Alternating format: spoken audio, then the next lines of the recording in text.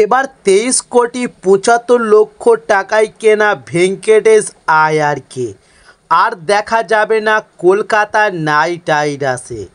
অর্থাৎ কলকাতা নাইট রাইডার্সের তারকা অলরাউন্ডার ভেঙ্কটেশ আয়ার আইপিএল 2025-এ ব্যাট হাতে সম্পূর্ণ ব্যর্থ ছিলেন। তাই এমনতো অবস্থায় তিনি পরবর্তী মৌসুমে কেকেআরের দল থেকে বেরিয়ে যাচ্ছে, যেখানে 2025 সালের আইপিএলের নিলামে ভেঙ্কটেশ আয়ারকে কলকাতা নাইট রাইডার্স 23,75,00,000 টাকায় দলে নিয়েছিল, কিন্তু তার ব্যাট থেকে আদৌ নজর কাড়তে পারেনি। তাই এখন খবর আসছে যে কেকেআর এই অলরাউন্ডারকে 2026 সালের আইপিএলে অন্য দলের হয়ে খেলতে দেখা যাবে।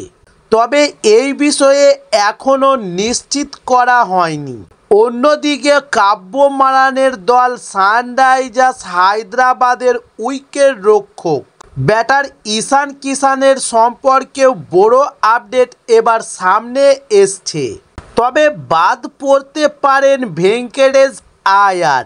এই প্রসঙ্গে জানিয়ে রাখি যে আইপিএলের নিলামে 23,75,00,000 টাকা দিয়ে ভেঙ্কটেশ আয়ারকে তাদের দলে অন্তর্ভুক্ত করেছিল কলকাতা নাইট রাইডার্স, কিন্তু তিনি 2025 সালের আইপিএলে চতুর্থ সবচেয়ে দামি খেলোয়াড় ছিলেন, কিন্তু তার পারফরমেন্স ছিল অন্তত খারাপ। তাই এই মৌসুমে তিনি কেকেআরের হয়ে 11টি ম্যাচ খেলেছেন। 7টি ইনিংসে এই অলরাউন্ডার মাত্র 20.28 এভারেজে করেছেন 142 রান। তবে এর মধ্যে একটি হাফ সেঞ্চুরিও ছিল। তার স্ট্রাইক রেট ছিল 129.21 এবং 2025 আইপিএলের মৌসুমে ভেঙ্কটেশ আয়ার কেকেআরের হয়ে বল করার সুযোগও পায়নি। তবে ভেঙ্কটেশ আয়ার 2011 সাল থেকে কলকাতা নাইট রাইডার্সের অংশ। তবে এখন খবর আসছে যে কাব্য মারানের দল সানরাইজার্স হায়দ্রাবাদ তাকে অন্তর্ভুক্ত করার আগ্রহ দেখিয়েছে। তাই এমনতো অবস্থায় ভেঙ্কটেশ আয়ারকে ঈশান কিষানের জায়গায় সানরাইজার্স হায়দ্রাবাদে অন্তর্ভুক্ত করা যেতে পারে। অর্থাৎ এবার ভেঙ্কটেশ আয়ার সানরাইজার্স হায়দ্রাবাদে যোগদান করতে চলেছে এবং ঈশান কিষানকে তুলে দেওয়া হচ্ছে কলকাতা নাইট রাইডার্সের হাতে। অর্থাৎ ওদল বদল করা হচ্ছে এই দুই ক্রিকেটারকে। তবে 2025 সালের মৌসুমে একটি সেঞ্চুরি করলেও ঈশান কিষানও তেমন নজর কাড়তে পারেনি। তাই এখন জোর গুঞ্জন শোনা গিয়েছে যে সানরাইজার্স হায়দ্রাবাদ থেকে বেরিয়ে আসতে পারে এবার ঈশান কিষান। তাই এই মৌসুমে সানরাইজার্স হায়দ্রাবাদের উইকেটরক্ষক ব্যাটসম্যান ঈশান কিষানকে 11,25,00,000 টাকায় তাদের দলে অন্তর্ভুক্ত করে সানরাইজার্স হায়দ্রাবাদ।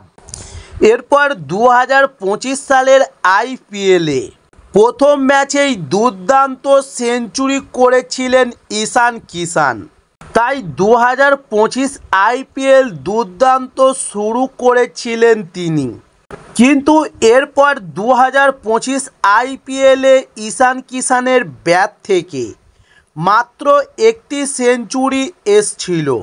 তবে ঈশান কিষান 2025 আইপিএলে তার দলের হয়ে 11টি ম্যাচ খেলে 13টি ইনিংসে 35.40 অ্যাভারেজে 358 রান করেন।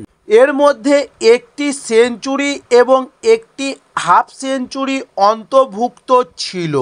তাই এমনতো অবস্থায় তার পারফরমেন্স দেখে সানরাইজার্স হায়দ্রাবাদ তাকে দল থেকে বের করে দেওয়ার কথা ভাবছে এবং ঈশান কিষানের পরিবর্তে কলকাতা নাইট রাইডার্সের ভেঙ্কটেশ আয়ারকে সানরাইজার্স হায়দ্রাবাদ এবার দলে অন্তর্ভুক্ত করতে চাইছে এবং এবার একাধিক তরফ থেকে দাবি উঠছে যে 2026 আইপিএলের আগে এবার কলকাতা নাইট রাইডার্স দল ছাড়ছে অ্যান্ড্রু রাসেল, অর্থাৎ এবার আন্তর্জাতিক ক্রিকেট থেকে অবসর নেওয়ার পর ইন্ডিয়ান প্রিমিয়ার লিগ আইপিএল থেকেও অবসর নিচ্ছে কেকেআরের তারকা অ্যান্ড্রু রাসেল।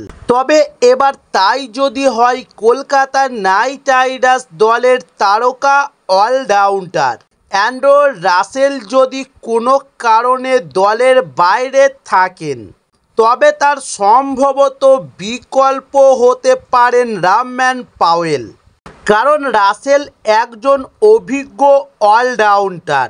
তাই তার বদলি হিসেবে এমন একজন খেলোয়াড় দরকার যিনি ব্যাট ও বল উভয় দিকেই দলের জন্য কার্যকর হতে পারেন। তাই রামম্যান পাওয়েলও এই ক্ষেত্রে একটি ভালো বিকল্প হতে পারেন, কারণ তিনিও একজন মারকুটে ব্যাটসম্যান এবং কার্যকারী ফাস্ট বোলার। তাই কেকেআর সাধারণত নিলামে নতুন খেলোয়াড় খোঁজার চেয়ে ধরে রাখা খেলোয়াড়দের উপর বেশি মনোযোগ দিলেই ভালো হয়। যদি রাসেলকে ধরে রাখা না হয় তবে কেকেআর সম্ভবত নিলামে পাওয়েলের মতো একজন অলরাউন্ডারকে দলে নেওয়ার চেষ্টা করবে।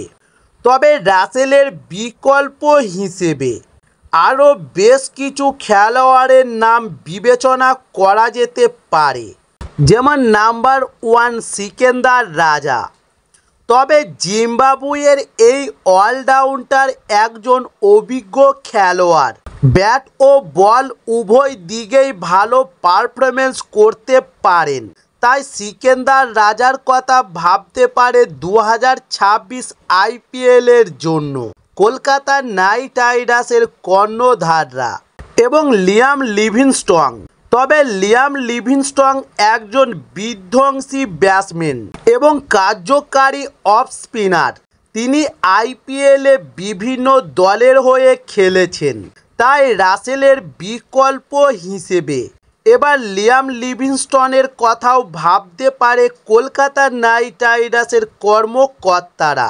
এছাড়াও রয়েছে ওয়েস্ট ইন্ডিজের আর এক ক্রিকেটার সিমরন হেটমায়ার। তিনি একজন বিধ্বংসী ব্যাটসম্যান এবং মাঝে মাঝে কার্যকারী বোলিংও করতে পারেন। এবং সর্বশেষ এই তালিকায় জায়গা করে নিয়েছে শুভম শুক্লা, যিনি কেকেআরের আগে রামম্যান পাওয়েলের বদলি হিসাবে তাকে দলে নিয়েছিল। এছাড়াও কেকেআর নিলামে অন্য কোনো বিকল্পের কথা বিবেচনা করতে পারে, যেখানে কেকেআর সাধারণত তরুণ এবং প্রতিভাবান খেলোয়াড়দের দলে নেয়।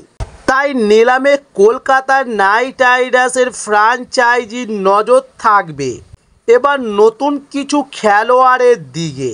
এবং কলকাতা নাইট রাইডার্স সাধারণত আইপিএলের নিলামে খেলোয়াড় বাছাই করার ক্ষেত্রে কিছু বিষয় বিবেচনা করতে হবে, যেখানে দলটির একটি শক্তিশালী ব্যাটিং লাইন আপ তৈরি করতে হবে এবং দলের ফাস্ট বোলিং এবং স্পিন বোলিং উভয় বিভাগেই ভালো পারফরমেন্স করতে পারা খেলোয়াড় থাকার প্রয়োজন এবং দলে অভিজ্ঞ ও তরুণ খেলোয়াড়দের একটি ভারসাম্য তৈরি করতে হবে। সুতরাং কেকেআর 2026 আইপিএলের জন্য একজন উপযুক্ত অলরাউন্ডার খেলোয়াড় খুঁজে বের করার জন্য এই বিষয়গুলি বিবেচনায় রাখতে পারে।